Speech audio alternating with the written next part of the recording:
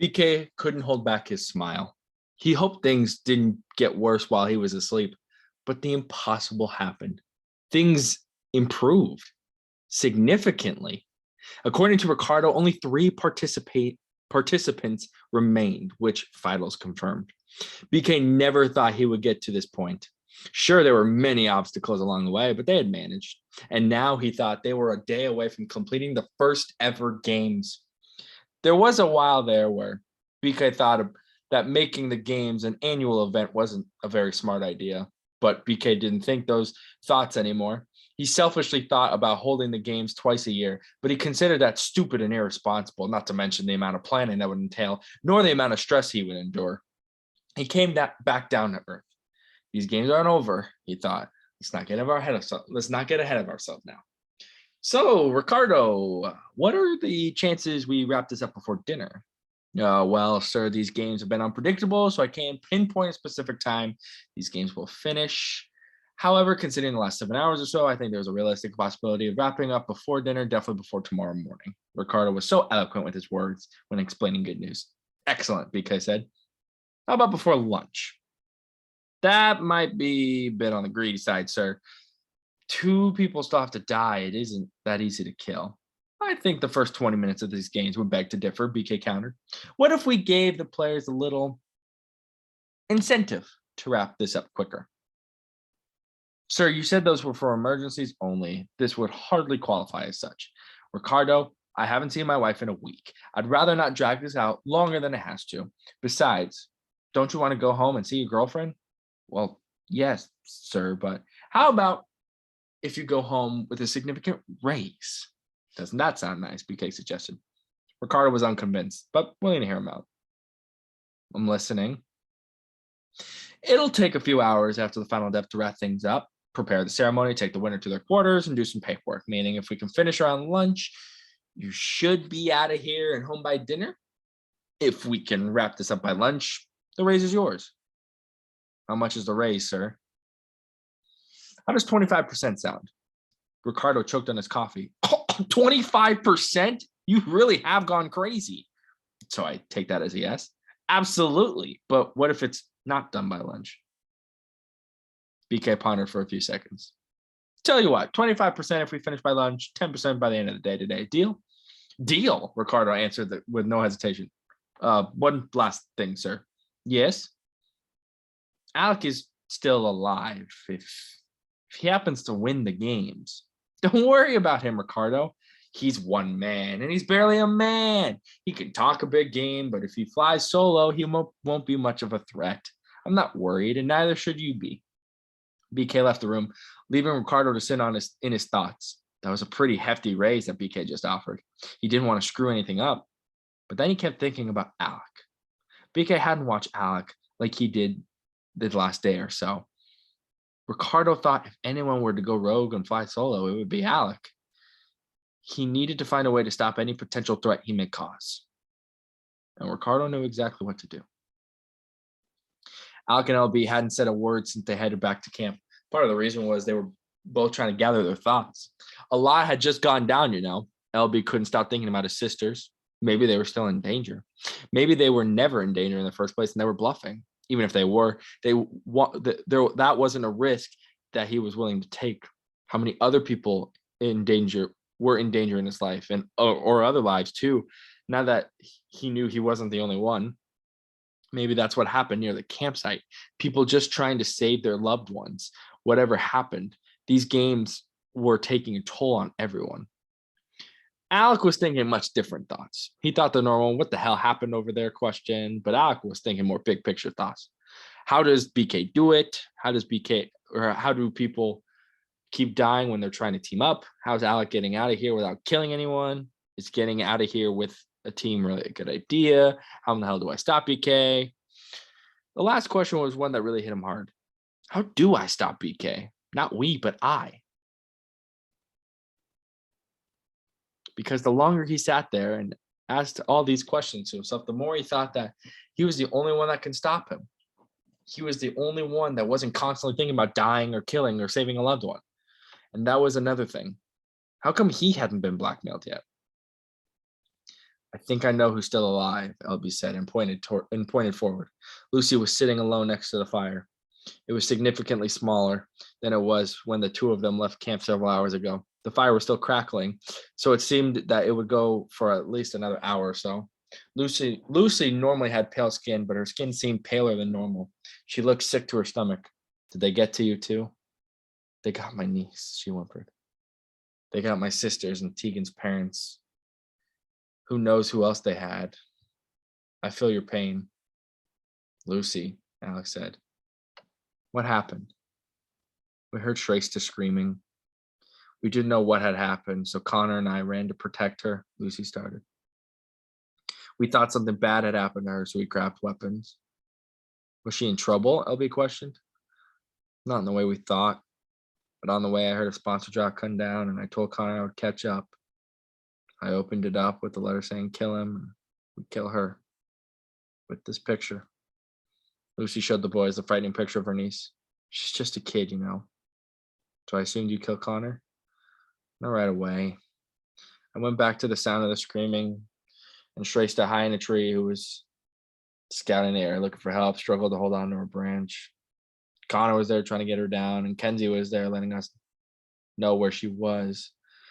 Shrestha eventually gathered herself, but the tree she was in timbered down, squishing her and Kenzie, killed them instantly. Jesus, that's an awful way to go out, Alex said. Thought it was a perfect time to confront Connor, but he ran, making it harder than it needed to be. I chased him around the woods for a little bit before he came across a giant pit. He tried to jump across it, but he had no chance. I didn't hear a cannon shot right away, so I used the C4 that was down, that was in the drop, and put him out of his misery and saved my niece. Which was the same time LB killed Tegan. Alex said, glaring at LB.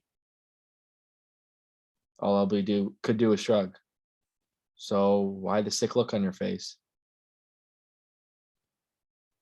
Because, she cried, I was then sent this. It looked to be another sponsor drop, and considering they weren't sending down supplies recently, this could only mean trouble. All I had was a note. What did it say? Alec asked regrettably. Lucy paused, shedding tears, but trying to keep her composure. She stood up and grabbed the machete. Alex started backing away, slowly reaching for one of the knives he grabbed from his earlier trip to the cornucopia. LB saw what Alec was doing and followed suit. Lucy, what did it say? Alec repeated. Wrong him, Lucy stated, before swinging the machete at the boys, who both dodged it in the nick of time. I don't know who they are referring to when they say him, so I'm just gonna have to kill you both. Hold on, wait, Lucy, we can talk this out. I have to save her, Lucy said. As those words exited her mouth, her expression changed from sad to scared to mad to determined, which in Alex's estimation wasn't a good combo for the two of them. Should we run? LB said. Don't run, Lucy said. Connor ran. He made it harder than it needed to be. Good idea, Alex said as the two of them began spreading away from Lucy. Much like Connor's sprint to safety, the terrain was difficult to traverse. I don't think we're getting away, Alec. No, not at all. But I have an idea. Follow me. LB followed Alec blindly. He didn't know whether this idea was a good one or not, but considering how close to death Alec had been in the past week, LB figured he knew what he was doing. Unlike with Connor, Lucy was making some ground up on Alec and LB. She held the machete in her left hand while using her right hand to help her turn tight corners. She wished she still had the spear she used to kill Cullen. It was a ranged weapon with reach, so they couldn't sneak up on her. Plus, she could throw it if she needed to. LB felt like they were just running in circles. Alec, where are we going? Safety. We're just running in circles. Exactly, Alex said as he stopped, then once again reached the campsite, only this time Lucy wasn't there holding a machete, and there was a bag full of supplies from the restock Alec had. He rummaged through the backpack and found something that would help. I thought you said you didn't grab any weapons. I said they weren't my top priority, Alex said as he pulled out a box from the backpack, but I never said I didn't grab one. He opened the box, unveiling several different options to choose, several options for defense. Take your pick. All of that was in there? LB said, astonished. Axe, sword, nunchucks. What do you want? I'll take the axe, LB said. The axe seemed incredibly small and not very useful, but when he took a closer look, he saw the handle expand to a more useful length. He was thoroughly impressed. They thought of everything in that booth. All right, let's go. Let's go where? To fight back. Alec, what happened to running? LB, I'm tired of running. I'm tired of hiding. I'm tired of playing BK's stupid games. It's time we end this. I thought you were the one that said we needed to work together to get out of this.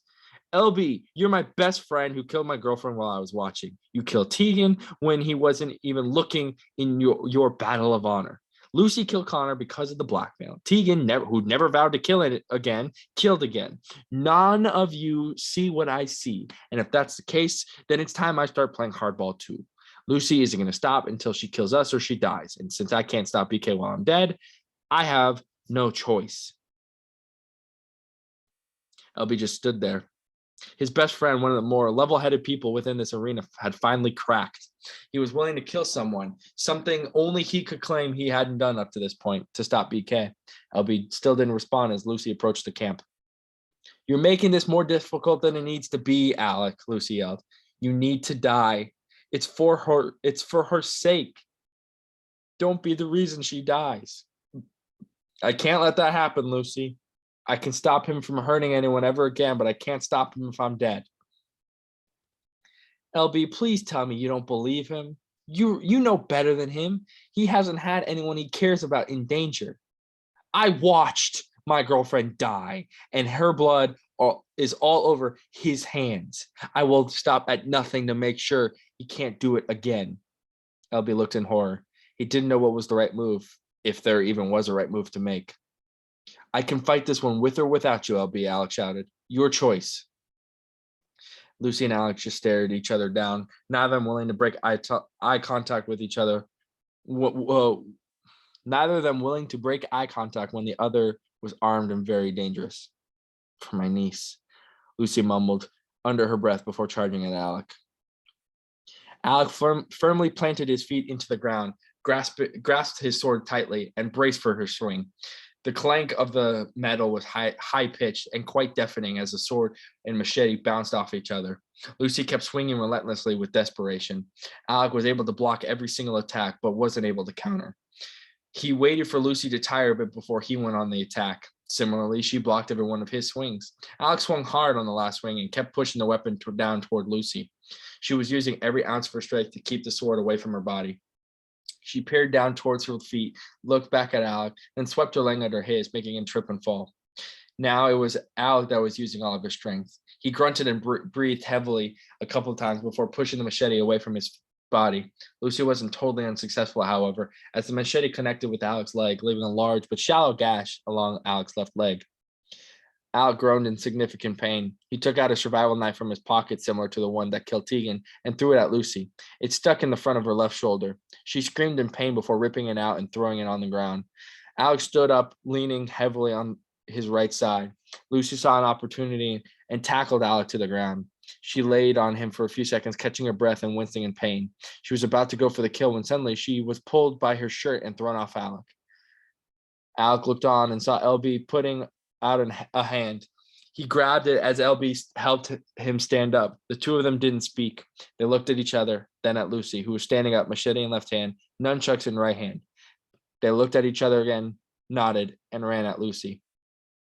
BK couldn't sit still. This was just as exciting as the opening moments of the games, if not more so. Sure, there was action during the arena event, but that was during a stressful time. This was just pure fun. He had no idea who was going to win, nor did he care. A few days ago, he thought there would be a group of at least 10 of them coming for BK's head. Now he had the final three survivors fighting to the death. This was a perfect ending. The perfect ending. Lucy was handling herself quite well considering she was taking on two people. Alec and his sword were on the left fighting the machete, while LB and his axe were on the right dealing with the nunchucks. The three of them went back and forth trading blows. Lucy swung the nunchucks, knocking the axe out of LB's hands. Alex spun his arm around, trapping the machete in her closed hand, unable to move due to the pain she still felt from the knife wound in her shoulder. She swung the nunchucks and hit Alec in the back of the head, causing him to free her arm. She swung the machete towards Alec, but was stopped mid-swing by LB's flying fists to the gut. This allowed Alec enough time to gather himself and LB to recover his axe. Lucy stood up, and the three of them went at it again. The fight went on for many minutes that felt like hours for BK, but it was not intriguing nonetheless. The three of them were collecting some nasty wounds and battle scars. Blood, sweat, and dirt covered the bodies of the three fighters. It's amazing how far they had fallen from their morals since they entered the arena. BK was thrilled. The games were a smashing success. Lucy saw Alec and LB begin to run out of steam. If she was going to save her niece, she had to go, and go now. Lucy swung the nunchucks towards LB's head, and LB used the axe to block the hit, but exposed himself just as Lucy wanted. She tossed the nunchucks and sent a roundhouse kick to the groin, making him drop the axe. She grabbed him and used her leg to shove him away from the scuffle. She sent him flying into a tree, which had LB laying there, still, pain shooting throughout his body. Alec turned to check on his friend, which gave her the perfect opportunity to catch Alec off guard. She kicked the sword out of Alec's hand, causing Alec to quickly turn around right as Lucy double punched him, first in the face and then in the gut. Alec stumbled before finally hitting the ground. Lucy got on top of him just like she did when she tackled him. Alec struggled, preventing Lucy from making any movements.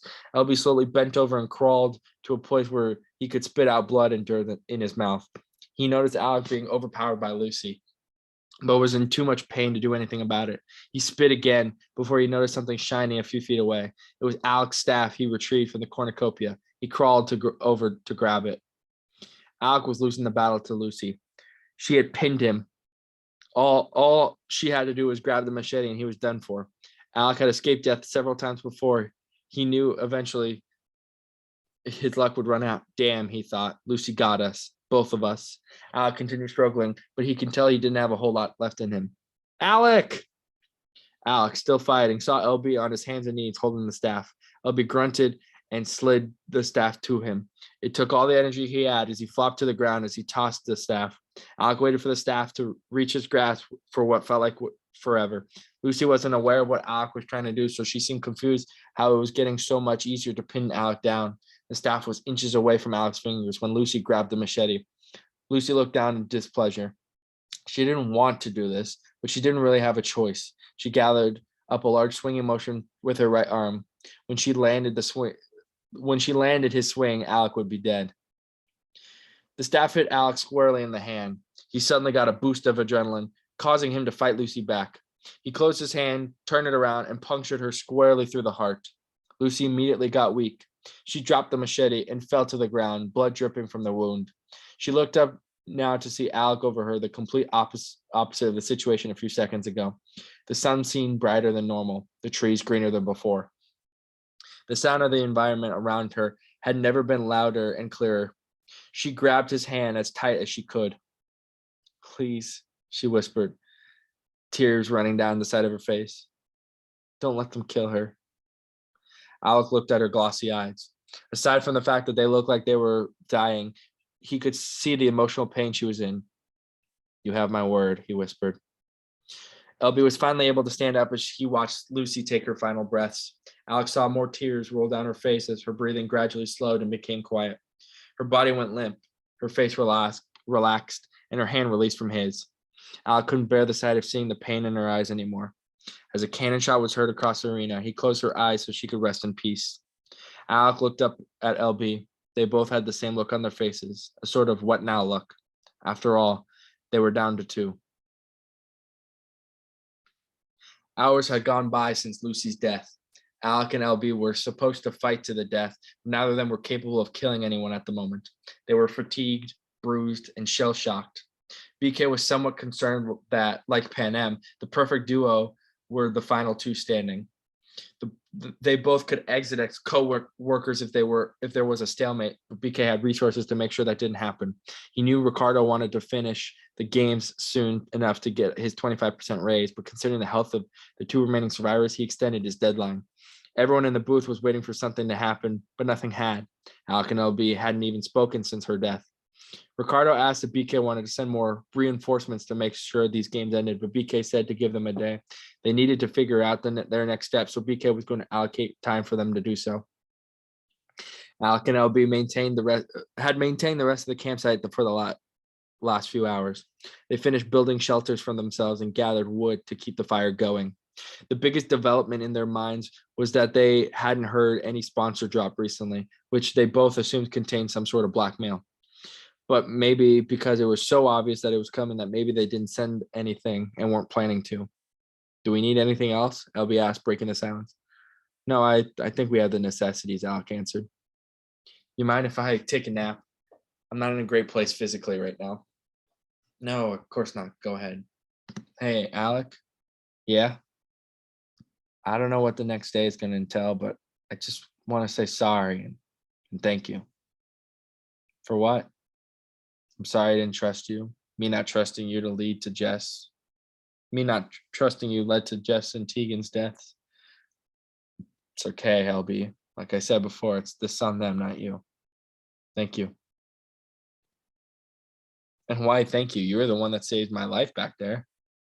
Thank you for being my friend. Alec paused and smiled. Always. And thank you for being my friend and always being there for me. LB smiled back. If you're going to sleep, I'm going to make some food in the meantime, if that's all right. Yeah, go ahead, as long as you keep it warm, LB chuckled before heading into his shelter. Alec watched his friend disappear from his sight. He wished he cherished that moment they just had a little more. Who knows what will happen when he wakes up? One thing's for sure, it won't be the same. He tried to remain optimistic by saying they could get out of here together, but with BK's blackmail record and the fact that he already had LB wrapped around his finger, it was only a matter of time before BK gave LB some encouragement. As Alec was preparing what was probably his final meal inside the arena, he thought about the best ways to take down BK.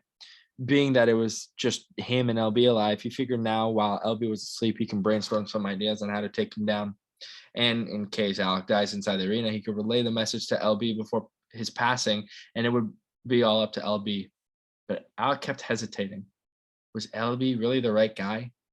He was clearly inferior to BK, as he had been blackmailed into killing two people while also helping Alec kill someone under BK's influence in an act of self-defense. If anybody was qualified enough to take down BK, it was Alec. He had no allegiance to BK nor any reason to do what he asked. And even if he was forced to, such as blackmail, he probably wouldn't take the bait. Alec finished cooking the meal. He made a bowl for himself and a bowl for LB. He scarfed down his dish within minutes. Then he just sat there staring at LB's bowl. Many thoughts circulated within his head. Some of those thoughts were brilliant, some were stupid, and some he just didn't know. But one of the brilliant ideas that came to his head he really liked. How do you take down an empiric stronghold with only one man? One man that is obviously outmanned and severely outgunned. He thought about a line he heard once, one that may have been from Pan Am, Avengers, or Blue's Clues. He couldn't remember. An empire toppled by its enemies can rise again, but one that crumbles from within, that's dead forever. Yeah, definitely not Blue's Clues. The only way to stop BK is to bide my time and break him from the inside, Alex said aloud to himself. This was more of a self-assurance than anything. There have been some despicable and nefarious things that happened within the arena, but if he was to go through with this plan, he would have committed the most heinous of crimes, he thought, by far. It may not be the best way, but it's the best chance at success, he once again said to himself. He looked around the campsite for some berries, squeezed them, and put them in LB's food. He grabbed his backpack full of supplies and headed toward the cornucopia. He turned back towards the camp for the final time. Once more, there were hundreds of questions racing through his brain. But most importantly, each one had the same answer. This is the right thing to do. He turned around and headed towards the stockpile. Prepare the winner's quarters, BK demanded. For what? Nothing happened, Ricardo replied. Not yet, no, BK said. But it will.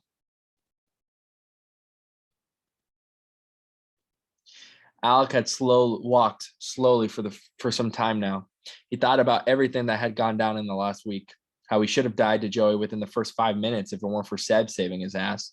How Seb died in his arms seconds later to Tegan. How Heather could have killed him, but didn't. How he watched Grace take her own life because these games were too much for her within the first few hours.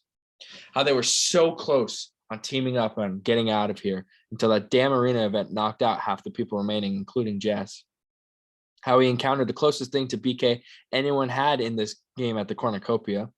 How he witnessed blackmails forcing people to do things he never thought they would do. How he was about to do something he never thought he would do. All because of BK. All because he wanted power, control, and how he wouldn't stop at anything to get what he wants. It's maddening. Sickening. By a miraculous coincidence, Alec had once again stumbled upon the hill in which he saw his girlfriend die. It wasn't a coincidence, however. The hill was right in between the campsite and the cornucopia. And climbed up the hill back to the single tree on top of the hill where he took cover during the storm. He walked up to it and stared at its trunk. Through all the trials and tribulations this tree had been in, its trunk still stood strong. The foundation of the tree hadn't budged. Alec knew there was a metaphor in there somewhere, but he couldn't quite pick it out. He leaned to his left side against the tree and got a lay of the land. Last time he was here, he was searching for the cornucopia. Now he was just admiring the view. Even with all the horrors the arena brought, there was still a majestic beauty to the view. It helped that he was enjoying its beauty when the sun within the arena was beginning to set, bringing about numerous colors to the sky. This was the perfect moment to take in the view. For a moment, he forgot everything bad that had happened in there. He closed his eyes and took in the smells. It smelled like freshly cut grass and a meadow of colorful flowers all at the same time. It was the best smell he had smelled in the arena. Not a very high bar, considering most of the smells were dirt, blood, and dead bodies, but Alec wasn't going to complain. He opened his eyes and just stared off. He wasn't staring anywhere specific. He was just zoning out. He came back to reality when a bird chirped as it flew by above him. He kept looking everywhere. Even though this place will only have bad memories in his mind, he couldn't help but appreciate one of the few things BK did in their favor. He gave them a beautiful final view and an even better resting spot. Alec knew everyone who had died will rest in peace in this environment. He was still leaning against the tree when he heard a loud cannon shot boom within the arena. He looked towards the direction of the campsite. LB had finally had his final meal, which was covered in poison berries, killing him. Alec stood at the top of the hill as the last participant. There, Alec knew, was a fantastic metaphor. Alec shed a single tear. It pained him that he had to kill LB, but it was the only way to ensure BK couldn't kill anyone else. Alec took a deep breath and started the trek back to the cornucopia. It was almost dark by the time he got there. Alec set down his backpack and stared at the big, obvious metal wall that was next to the cornucopia. He knew behind the wall was his freedom, but he also knew behind that wall was another war he needed to fight and win entirely. He reached into his backpack and grabbed the group 942 photo he kept from a while back. He took the picture out of the frame and stared at it. He briefly looked up to see a picture frame in the stockpile of him and his family. Alec thought he looked so happy and free in that photo. He picked it up and took that picture out of the frame and put it in his pocket. He looked back at the 942 group photo. He took a second and looked at every single person's face in the photo. You will not be forgotten, Alec thought. As long as my heart beats, you will never be forgotten. Alec heard a loud noise from the metal wall. He took one last gaze at the photo before he folded it and put it in his pocket. He turned around one last time at the arena and its environment. He saluted the arena and blew it a kiss, as now the arena was more than just a battleground. It was a cemetery, a memorial to 23 that had fallen. He silently said a prayer and pointed towards the heavens. He turned back around and stared at the metal wall. The noise was getting louder. Alec never took his eyes off the wall as he dropped to his knees. He put his hands behind his head and interlocked his fingers, waiting for them to come. A door opened within the wall, and several well-armed and well-armored soldiers pointed guns at Alec as they entered the arena. Alec didn't budge as the soldiers came closer. As the soldiers approached Alec's position, most of them stopped walking, but continued to point their guns at Alec. The ones who didn't stop came to Alec with handcuffs. One soldier grabbed his right wrist and put it behind his back and cuffed it, then did the same with the left. The other soldier who didn't cuff him patted him down.